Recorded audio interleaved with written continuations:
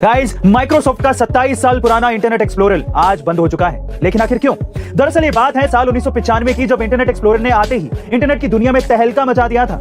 और आपको ये जानकर हैरानी होगी कि उस समय 90% से ज्यादा इंटरनेट यूजर्स सिर्फ इसी ब्राउजर का इस्तेमाल करते थे। लेकिन 90 के दशक के बाद साल 2002 में मोजिला फायरफॉक्स ने इंटरनेट एक्सप्लोरर को एक बड़ा झटका दिया, क्योंकि मोजिला फायरफॉक्स एंड्रॉइड और iOS दोनों सिस्टम को सपोर्ट करता था और ये फीचर इंटरनेट एक्सप्लोरर के पास नहीं था।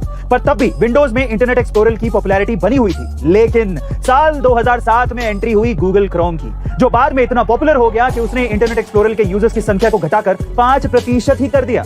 और इसी वजह से माइक्रोसॉफ्ट ने 15 जून 2022 को यानी रिसेंटली इसे बंद कर दिया है। लेकिन गाइस, माइक्रोसॉफ्ट के पास अभी भी माइक्रोसॉफ्ट एज ब्राउजर है, जो गूगल क्रोम को अपने नए फीचर से टक्कर देने की तैयारी में है। वैसे गाइस, आपको क्या लगता है कि इंटरनेट ब्राउजर की इस लड़ाई में कौन जीतेगा? कमेंट सेक्शन में जरूर लिखेगा। Guys, popular Korean web series में खेले जाने वाला स्क्विड गेम अब रियल में खेला जाएगा। जी हाँ गाइस, आप ठीक सुन रहे हैं। नेटफ्लिक्स इस वेब सीरीज का रियलिटी शो बनाने जा रहा है, जिसका नाम स्क्विड गेम द चैलेंज होगा।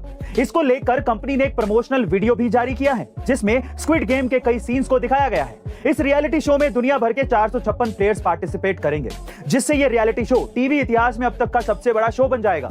वहीं इसकी इनामी राशि लगभग 36 करोड़ रुपए होगी, जिसे कोई भी प्लेयर जीत सकता है। हालांकि नेटफ्लिक्स ने यह नहीं बताया है कि प्लेयर्स को किस तरह के चैलेंज का सामना करना पड़ेगा, क्योंकि अगर हम वेब सीरीज में देखें तो हारने वाले को गोली मार दी जाती थी। क्योंकि ये रियल लाइफ शो है तो इसमें ऐसा कुछ होने वाला नहीं है, लेकिन फिर भी जो भी होगा बड़ा इंटरेस्टिंग होगा। वैसे गाइस, आपको क्या लगता है कि क्या ये रियलिटी शो अब वेब सीरीज की तरह पॉपुलर हो पाएगा? कमेंट सेक्शन में जरूर लिखेगा। अग्निपथ स्कीम सरकार की वो स्कीम है जिसके खिलाफ अब लगातार प्रदर्शन बढ़ते ही जा रहे हैं। जी हाँ गाइस, पहले बिहार, फिर यूपी और अब हरियाणा। देश में हर जगह छात्रों का आक्रोश देखने को मिल रहा है। लेकिन सवाल यह है कि अग्निपथ पर इतना बवाल क्यों हो रहा है?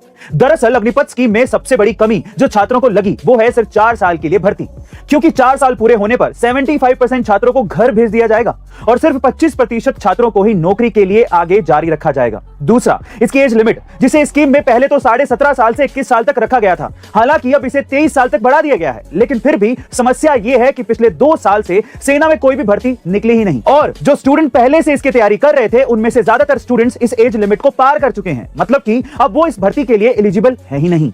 और अब जो हालात देश में चल रहे हैं उसे देखते हुए सरकार को एक बार फिर से इस स्कीम पर जरूर सोचना पड़ेगा। वैसे गाइस, आपका इस स्कीम के बारे में क्या ख्याल है? कमेंट सेक्शन में जरूर लिखेगा। दोस्तों, क्या आप जानते हैं कि एक बार एक शख्स ने ताजमहल, लाल किला और राष्ट्रपति भवन को बेच दिया था? जी हाँ, ये बिल्कुल सच है। 1978 की बात है, जब नटवर लाल नाम के एक आदमी ने नकली गवर्नमेंट ऑफिसर बनकर ताजमहल, लाल किला और राष्ट्रपति भवन को एक फॉरेनर को ही बेच दिया था। लेकिन अब सवाल यह है कि नटवर लाल ने ये ऐसा किया कैसे? दरअसल नटवर लाल किसी भी आदमी के हाथ की चाल को देखकर उसका सिग्नेचर कॉपी कर लेता था, और कहा जाता है कि उसने टाटा, अंबानी जैसे कई बड़े बिजनेसमैन के सिग्नेचर भी कॉपी कर लिए थे। यही नहीं, उसने राजेंद्र प्रसाद, जो कि देश के राष्ट्रपति थे, उनके भी सिग्नेचर को कॉपी कर लिया था, जिसकी मदद से उसने बैंकों के साथ कई करोड़ों का घोटाला भी किया था। वहीं ताजमहल, लाल किला और राष्ट्रपति भवन को भी एक फॉरेनर को बेच दिया था। वैसे दोस्तों, आपने भी कहीं ना कहीं नटवर लाल का नाम जरूर सुना होगा, जिन पर एक मूवी भी बनी है। उस मूवी का नाम क्या है? कमेंट सेक्शन में जरूर बताइएगा।